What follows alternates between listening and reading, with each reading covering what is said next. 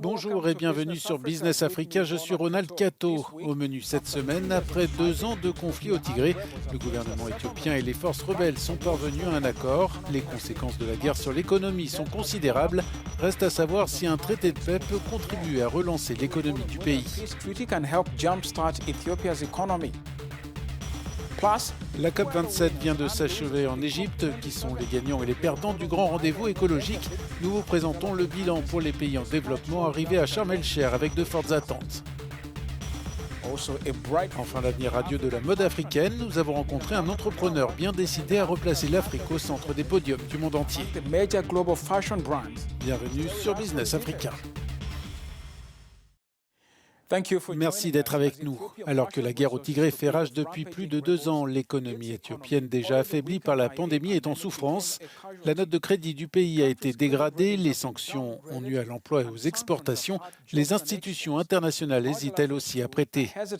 Addis Abeba espère aujourd'hui que l'accord de paix signé pourra aider à donner un nouveau souffle à l'économie. L'Éthiopie et les rebelles du Tigré ont signé un accord de paix après 2 ans de combats féroces et de dévastation économique. Au milieu de la guerre et d'une pandémie, le PIB d'Addis Abeba a ralenti de 9% en 2019 à 6,1% en 2020, 6,2% en 2021. Le FMI prévoit une croissance de seulement 3,8% en 2022. Le pays est également confronté à une dette croissante et a couru vers ses prêteurs pour obtenir un allègement, mais cela dépend aussi de la capacité du gouvernement à conclure un accord de financement avec le FMI.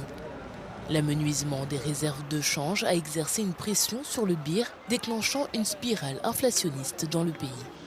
En raison du conflit, Addis Abeba a également perdu son accès en franchise de droit au marché américain, une source importante de devises et d'emplois.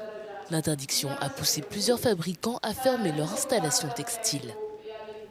La campagne de privatisation et de réforme du Premier ministre Abiy Ahmed a également été victime de la guerre, les plans d'ouverture des secteurs clés tels que le secteur bancaire ayant perdu de leur élan.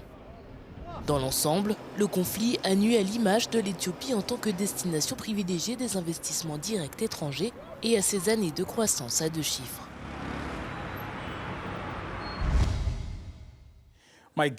Mon invité est Zemedene Ngetu, président du Fairfax Africa Fund. Merci d'être avec nous.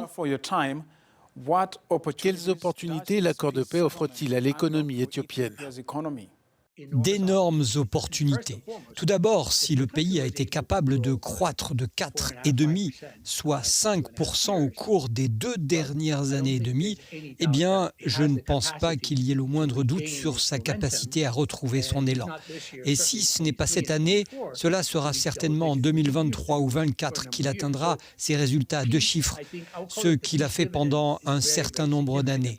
Donc la paix, je pense que je l'appellerai la paix des dividendes, et cela est très significatif.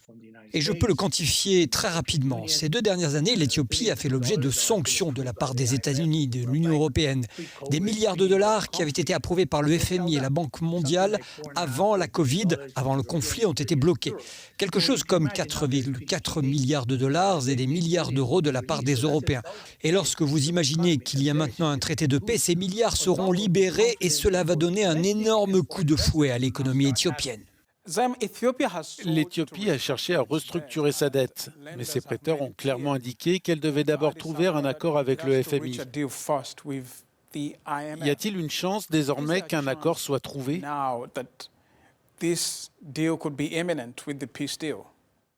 2 points.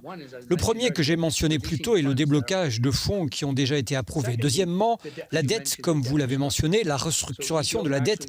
L'Éthiopie est l'un des 3 pays d'Afrique qui, il y a 2 ans environ, a demandé une restructuration de sa dette. Mais maintenant, comme je l'ai dit, il semble qu'ils vont réengager l'Éthiopie. Et c'est certainement un autre grand avantage pour l'économie, car la dette extérieure de l'Éthiopie s'élève à environ 30 milliards de dollars.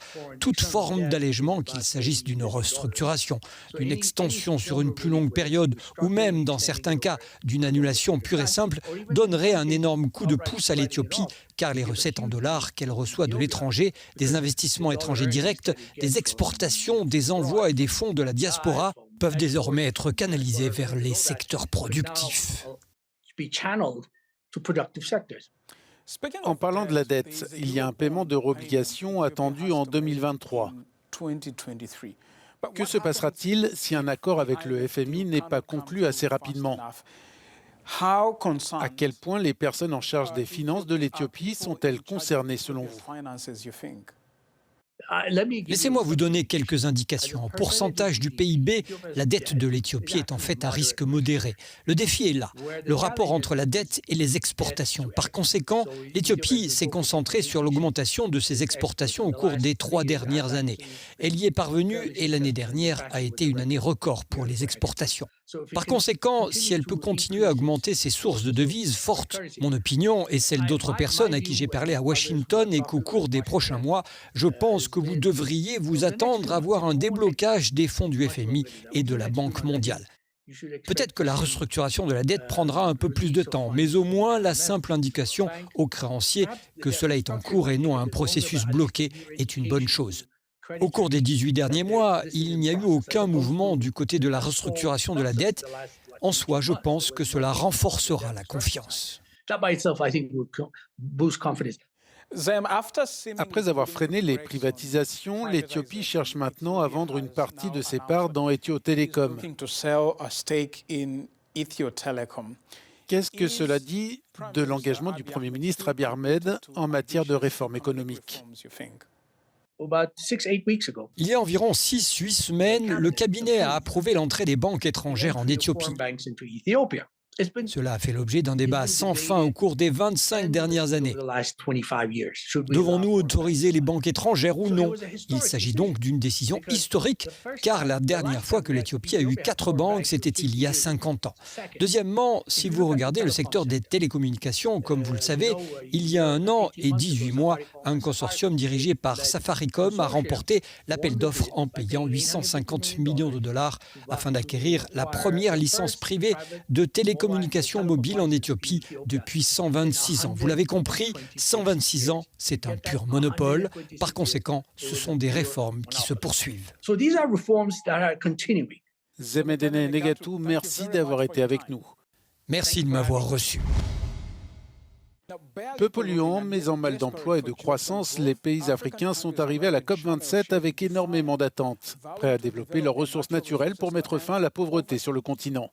Mais le sommet sur le climat, présenté comme la COP de l'Afrique, n'a livré qu'un mélange de déception et d'espoir pour les pays en développement. La conférence sur le climat qui s'est tenue en Égypte a été l'occasion pour l'Afrique d'obtenir des concessions de la part des pays développés, mais la victoire n'est pas toujours facile pour les pays en voie de développement quand il s'agit de négocier des avancées sur le climat. Je pense qu'il était injuste dès le départ de parler ici de COP africaine. Je pense que nous avons obtenu une COP dans un contexte où la situation géopolitique laissait entrevoir ce à quoi nous pouvions nous attendre. L'attente qu'il s'agisse d'une COP africaine était loin d'être réaliste. La création d'un fonds de compensation des pertes et dommages pour faire face aux conséquences dévastatrices du changement climatique a été saluée comme une décision historique, sauf que ce n'est pas le premier à avoir été mis en place. Les fonds précédents ont souffert de problèmes de répartition des ressources et d'accès, laissant les pays en développement confrontés à des besoins financiers considérables. C'est une chose d'avoir un fonds pour les pertes et dommages et une autre de le doter de ressources. Et je pense que notamment en l'absence de nouvelles promesses de financement pour l'adaptation, nous n'avons même pas avancé d'un pouce sur de nombreux engagements. L'Afrique a besoin de 200 milliards de dollars par an pour l'aider à atteindre les objectifs de développement durable des Nations Unies. Le fait que le sommet n'ait pas non plus ordonné le versement de compensations aux pays en développement pour épargner leurs forêts compte aussi comme une défaite pour l'Afrique. Les Africains restent sous-représentés parmi les grandes marques de mode mondiales. Le fondateur des Semaines de la mode de Johannesburg et du Cap s'efforce lui de voir davantage de créateurs africains accéder à la scène mondiale. La Sud-Africaine Precious Moloi Motsepe, l'une des femmes les plus riches d'Afrique, est aussi une ardente promotrice des créateurs de mode sur le continent. Le style coule dans ses veines depuis sa jeunesse dans le township de Soweto. Pour elle, le moment est venu pour les créateurs africains de briller sur la scène internationale. Les gens de l'industrie créative s'inspirent en fait de l'histoire, du patrimoine, de la culture. Et je pensais que l'Afrique en avait beaucoup. Nous sommes un continent divers, composé de 54 pays, de différentes langues et de tant de cultures différentes. Mais je ne voyais pas cette représentation de nos cultures sur aucun des podiums. Il y a une décennie et demie, elle a fondé les Semaines de la mode de Johannesburg et du Cap, qui rassemblent des créateurs de tout le continent afin de les préparer à la scène mondiale. Il s'agit vraiment d'une plateforme qui cherche à rehausser le profil des créateurs africains pour l'Afrique et à faire en sorte que nous puissions apporter cela au public mondial afin qu'il puisse interagir avec lui de manière commerciale. Le Made in Africa reste sous-représenté parmi les grandes marques mondiales, ce que Motsepe s'efforce de changer. Et c'est tout pour cette édition de Business Africa. Je suis Ronald Cato. L'info continue sur notre antenne et en ligne. On se retrouve au prochain épisode de Business Africa.